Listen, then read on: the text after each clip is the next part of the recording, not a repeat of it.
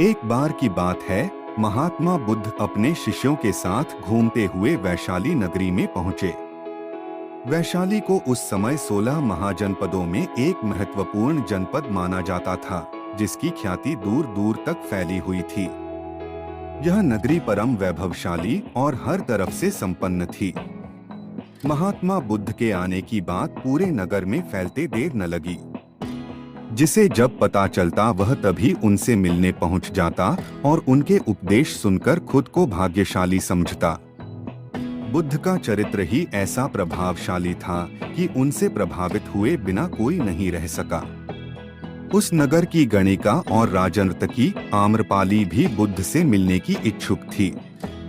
वह खुद महात्मा बुद्ध के पास चलकर आई और उन्हें अपने घर भोजन के लिए आमंत्रित किया। उसने इतने सरल और प्रेम भाव से बुद्ध से विनती की कि बुद्ध मना नहीं कर सके।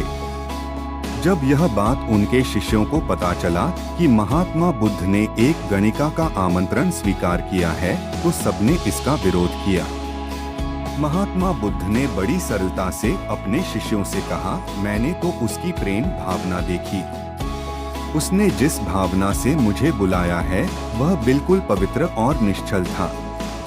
वह आज मुझसे मिलने एक गणिका बनकर नहीं बल्कि एक भक्ति भाव से आई थी, फिर भला मैं कैसे उसका आमंत्रण स्वीकार न करता। वह चाहे एक वेश्या हो या फिर कोई सन्यासी। यथा समय बुद्ध आम्रपाली के घर भोजन के लिए गए। वह पहले से ही भोजन की सारी व्यवस्था करके भगवान बुद्ध के आने की राह देख रही थी। मन में यह विचार भी आ रहा था कि कहीं बुद्ध अपनी बात से मुकर न जाए। इतने बड़े सन्यासी भला क्यों एक वेश्या के बुलाने पर उसके घर आकर भोजन करेंगे। परंतु जैसे ही आम्रपाली ने बुद्ध को अपने घर आते देखा, उसकी प्रसन्नता का ठिकाना न रहा। वह दौड़कर दरवाजे पर गई और उनका स्वागत किया।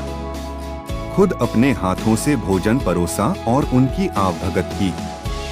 महात्मा बुद्ध के शिष्यों ने जो उनके साथ आए थे, जब एक वेश्या को, जिसके कदमों में खुद सम्राट बिंबिसार से लेकर अजातशत्रु थे, पूरी वैशाली जिसके एक झलक पाने के लिए तरसती थी, उसे एक सन्यासी के लिए ऐसा व्यवहार करते देख बुद्ध के शिष्यों के मन में अपने गुरु के लिए सम्मान और ज्यादा बढ़ गया।